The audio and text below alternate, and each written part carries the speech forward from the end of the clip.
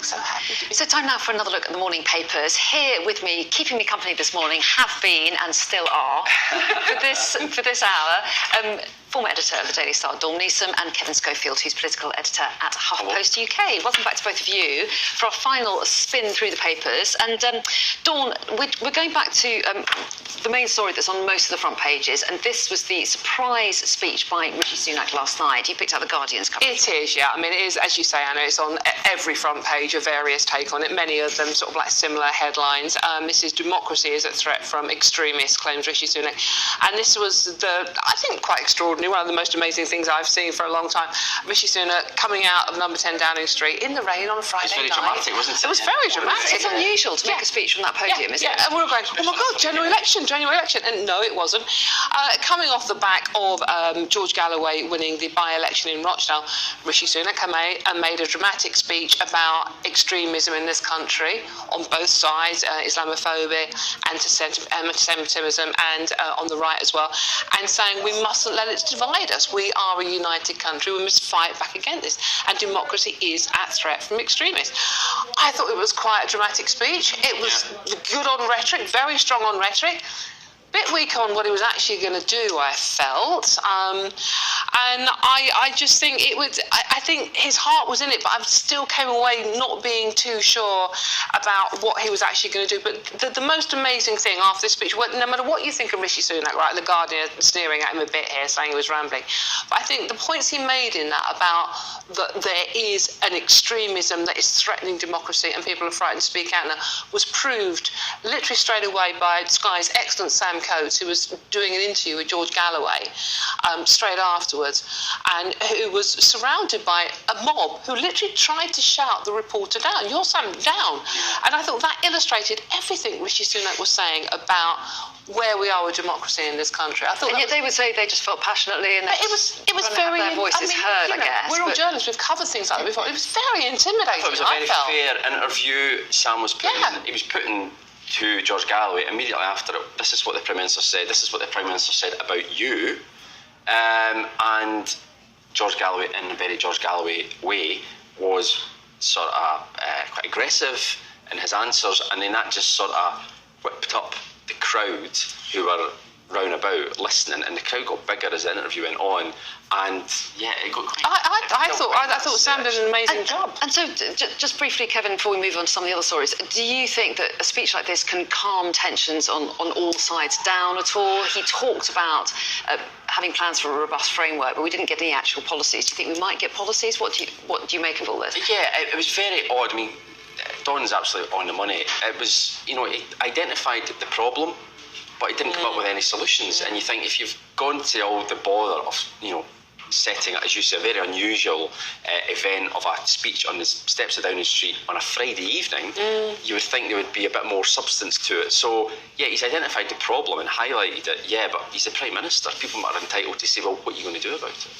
OK, let's move to some of the other stories inside the papers now, shall we? And Kevin, you've picked out a story in the Daily Mirror about the price of stamps. Yeah, I mean, it's quite extraordinary. Now, I will admit, it's been a while, really, since I've bought a stamp or sent a letter. I can't remember the last time I sent a letter.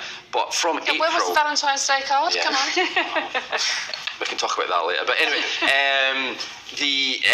from April, I think this will shock a lot of people. A first-class stamp is going to be £1.35, going up by 10 pence. I mean, it's amazing that it's £1.25 at the moment, to be honest with you. I wouldn't have known that. And apparently it's doubled. The price of a first-class stamp has doubled in the last 5 years. Now, understandably, what the post office herself, what Royal Mail, I should say, have said, is that the number of people actually buying stamps and sending letters has plummeted. Well, I was going to say, because of email, none of because of text messages. Send letters very often. Absolutely. It's already past the problem. But there will still be people, mainly elderly people, I would imagine, who maybe don't text, who do like to send letters and send cards. And that's a lot of money, £1.35 for one first-class stamp. Who do send a lot of letters? Well, the NHS still send letters out. Old school letters. Yeah. I mean, if you're having any form of treatment at the moment, they will phone you and send you a message, and then they'll send a letter as well. Just to double check the message gets through. But it's an amazing. Dawn, on my list, it just says pies. Pies. It says pies and Dawn. Well, why wouldn't it? Basically, this is page 3 of the Sun, cracking headline: "Tunate all the pies." This is a survey that's been done by Tesco's ahead of British Pie Week, which starts on Monday. You can't wait, can I'm you? excited about And they have gone around the country seeing who eats the most pies, and evidently it's Geordies eat at least one pie every single day. I know. That is the higher than anywhere else. And what about flavours-wise? Are we getting... Right, okay. Well, a quarter of us think that beef is the best flavour when it comes to pies, followed by steak and owl pie. Youngsters, are more interested in the curry type pies, like chicken tikka pies and things like that, which is quite interesting.